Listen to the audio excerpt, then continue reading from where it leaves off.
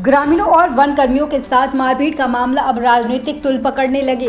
महिलाओं से मारपीट का लगाए गंभीर आरोप। ग्राम झिरिया के बैगा आदिवासी परिवारों ने वन कर्मियों पर गंभीर आरोप लगाए हैं। ग्रामीणों के अनुसार 10 अप्रैल की रात प्रधानमंत्री आवास निर्माण के लिए अवैध रेत उत्खनन के दौरान मारपीट की घटना को निराधार बताते हुए सैकड़ों की तादाद में आदिवासी समाज के लोगों ने कांग्रेस नेता मनीष तिवारी के नेतृत्व में उप मंडलाधिकारी को ज्ञापन सौंपे हैं। ग्रामीणों ने बताया कि उनके गांव में 117 आवास स्वीकृत हुए हैं और वे बीट प्रभारी से अनुमति लेकर ही रेत का परिवहन कर रहे थे। इसी दौरान दूसरे क्षेत्र के कुछ बीट गार्डों ने उनके ट्रैक्टर को रोक लिया। ग्रामीणों द्वारा स्थिति समझाने की कोशिश की, लेकिन उनकी बात नहीं सुनी और पैसों की मांग शुरू कर दी।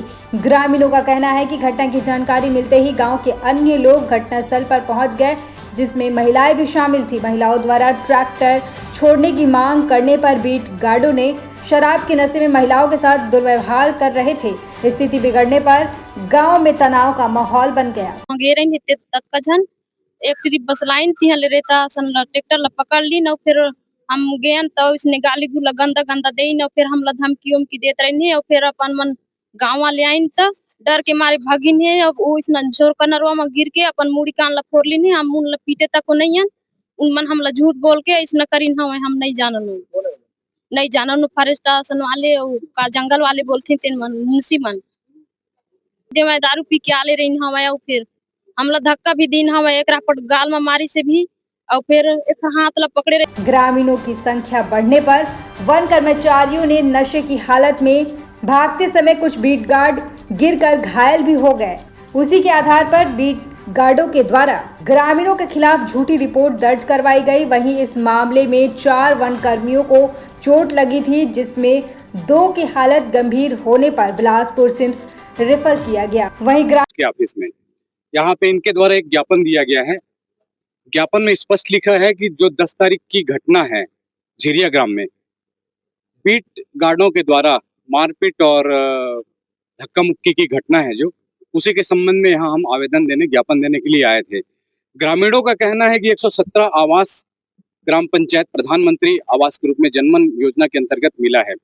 शासन की योजना में इनको छूट भी है बैगा आदिवासियों को कि वो रेत का खनन कर सकते हैं, रेत ला सकते हैं, किंतु इन सब छूटों के बावजूद जो फॉरेस्ट के बीट गार्डों के द्वारा बलात् रूप से इनसे 2 लाख रुपए की मांग और जो मारपीट की घटना सामने आई है, हम उसी के निष्पक्ष जांच के लिए ग्रामीणों ने गिरफ्तार किए 2 लोगों की गिरफ्तारी पर नाराजगी जताते हुए संबंधित अधिकारियों से दोषी बीट गार्डों के खिलाफ निष्पक्ष जांच कर सख्त कार्रवाई की मांग की है। हमें पता चला था सरगढ़ी का जो कक्ष क्रमांक 480 में है, तो सूचना आई थी कि अवैध रेत का उत्खनन किया जा रहा था रात्रिकालीन समय में, जिससे जो है 4 जो है वन रक्षक वहाँ गए मौके पे, और मौके पे जाने के बाद रात्रिकालीन समय में विवाद उत्पन्न हो गया था।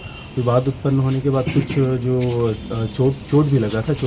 हमारे एक वन रक्षक तो गंभीर स्थिति में थे, जिनको 50 बिस्तर लोधनी अस्पताल हमें एडमिट कराया गया था उपचार हेतु, और वहाँ से फिर बिलासपुर भी रिफ़र किया गया था। फिर उसके बाद मारपीट की शिकायत के आधार पे उनके द्वारा FIR दर्ज कराया गया था। आज दिनांक को जितने ग्रामीण झिरियावासी हैं सभी लोगों का आवेदन प्राप्त हुआ है। इसमें कहना है कि जो भी धक्का मुक्की और शराब के नशे में इनके द्वारा गंदी गाली गलौज किया गया था, और साथ ही साथ हो सकता है जो भी चोट लगी थी वो भागने के कारण हुई थी। तो इनका इन चीज़ों में दोनों पक्षों को देखते हुए एक निष्पक्ष जांच किया जाए। निष्पक्ष में जो भी चीज़ें सामने आती हैं, जांच सामने आती हैं, तो उसके तहत कार्रवाई की। बहरहाल आगे देखने वाली बात होगी कि इस घटना में दोषी कौन है, यह तो जांच उपरांत ही स्पष्ट होगा। मुंगेली से प्रीतम दिवाकर की रिपोर्ट। बस देखते रहिए CG विजन TV।